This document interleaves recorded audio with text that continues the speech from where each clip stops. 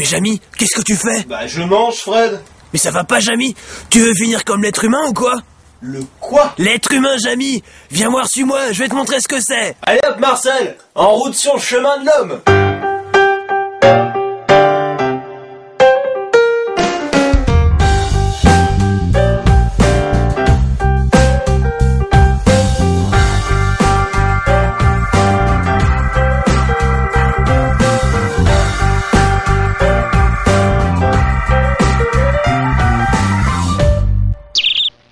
Jamy, devine où je suis dans un ancien foyer de population humain. Alors ici, les choses sont bien différentes de nos vies actuelles, comme tu peux le voir. D'ailleurs, l'humain avait des mœurs très éloignées des nôtres. Oula Fred, pas si vite. Car avant de vivre sur le continent européen, l'être humain aurait longtemps vécu sur le continent africain. Il y serait même apparu, on ne sait pas vraiment quand, ni comment. Cependant, c'est sur ce continent que serait né son désir incessant de nourriture et de puissance. Son alimentation, parlons-en, elle est constituée essentiellement de matière végétale et de matière animale. Autant vous dire que cela procurait était un réel défi. Un défi accompli, Jamy, car l'être humain a vécu très longtemps sur Terre, non?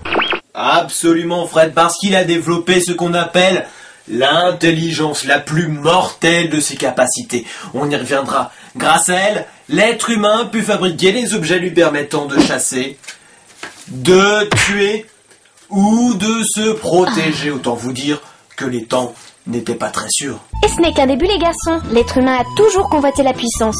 Par sa soif de conquête, il tentera tout au long de son existence de se développer. En effet, au fil des années, le schéma se répète mais à plus grande échelle, ce qui l'amènera dans la période de l'industrialisation. Absolument la petite voix, l'industrialisation, nous y voici. Marcel, lumière. Merci Marcel. C'est à ce moment-là que les choses vont se gâter. L'ère industrielle? Mais qu'est-ce que c'est, Jamy? Eh bien, c'est à ce moment-là qu'intervient la puissance et l'intelligence combinée, Fred. Cette combinaison permet aux humains qui, comme vous le savez, aimaient le commerce, de créer des machines leur permettant de fabriquer plus rapidement, de se déplacer plus rapidement et de vendre à plus de gens et en plus grande quantité, ce qui, entre nous, les arrangeait bien. Alors Jamy, on n'a retrouvé que très peu de traces de ces machines, on ne sait pas vraiment comment elles ont fini, mais les historiens pensent qu'elles avaient un fonctionnement à peu près identique à nos appareils. On sait par exemple que sur ce chemin pouvaient circuler des machines roulantes à grande vitesse. Bah oui, à cette lointaine époque, les humains maîtrisaient le moteur à vapeur et le moteur à explosion. Alors ces moteurs, il faut les alimenter avec de la matière combustible.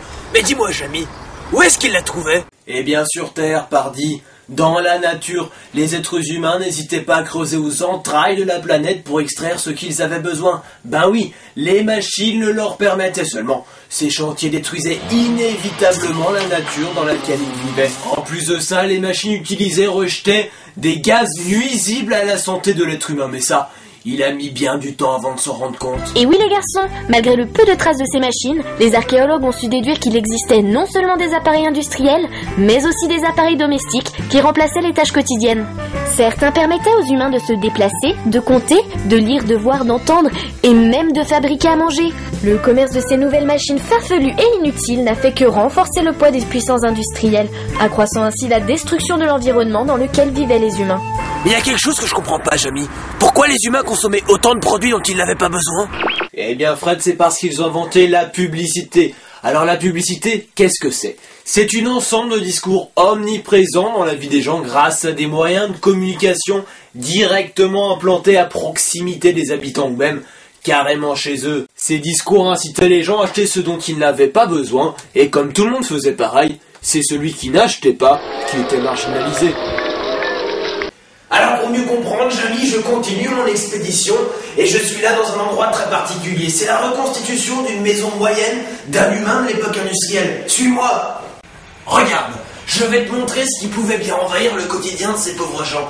Alors par exemple, cette boîte carrée servait à réchauffer les aliments grâce à un système d'ondes électromagnétiques, quelque chose de très dangereux. Mais ce n'est pas tout. Alors c'est dans cette partie de la maison que les humains évacuaient leurs excréments. Comme tu vois, ça consomme énormément d'eau, mais ils n'avaient pas conscience qu'elle était précieuse en plus. Ils utilisaient ce genre d'objet pour masquer les mauvaises odeurs. C'était très chimique, mais ils s'en mettaient même sur le corps pour se parfumer sans savoir comment c'était fabriqué. Et voici, Jamy, la fameuse télévision. Alors tu en as parlé, la télévision était le moyen numéro 1 de transmettre la publicité aux êtres humains. En plus, elle consommait énormément d'énergie et quasiment tout le monde en possédait. Grâce à ces progrès technologiques, la population a considérablement augmenté. Les historiens estiment à 8,5 milliards d'habitants le pic de population la veille de leur extinction. Alors alimenter 8,5 milliards d'humains, ça a des conséquences. La pollution de leur environnement a donc augmenté, polluant aussi davantage les corps qui développaient des maladies incurables. La balance a finalement penché de l'autre côté.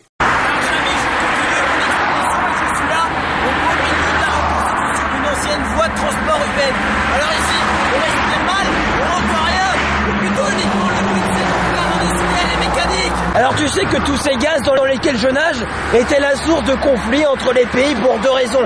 Leur production et leur émission. Mais là, Jamy, il faut que tu m'éclaires.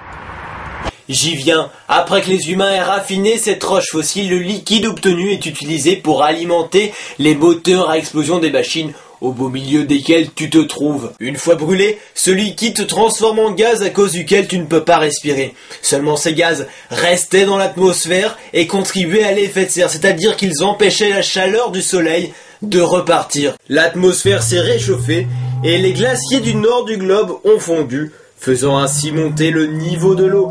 Les habitants des côtes se sont déplacés là où d'autres gens habitaient. De plus gros conflits sont nés. Mais les choses sont encore plus graves, car les guerres de cette époque ne ressemblaient pas aux guerres ancestrales. L'industrialisation a permis aux humains de créer des armes beaucoup plus dévastatrices. La colère de certains peuples a probablement monté au point d'éradiquer des populations à l'aide de ces armes lourdes. Bouh, ça fait froid dans le dos. Alors Jamy, tu sais qu'en voyant tous ces risques, l'être humain a pris conscience assez tardivement qu'il fallait faire quelque chose. Il a inventé ce qu'on appelle l'écologie. Simplement, certains voyaient en l'écologie un acte égoïste. Bah oui, pourquoi tout mettre en œuvre afin de protéger l'espèce humaine, car au final, la Terre peut très bien se passer d'elle. Bien que certains humains voulaient protéger des espèces indispensables à leur survie, d'autres voulaient simplement protéger la Terre. Mais la Terre, Jamy, elle n'a besoin d'aucune protection. Elle se renouvelle seule au fil du temps. La preuve, nous, en fait, les humains avaient simplement peur de leur disparition et surtout des conditions de vie dans lesquelles ils allaient vivre. Mais Jamy, t'as pas peur que ça nous arrive? Ah non Fred, nous on sait ce qu'il faut pas faire.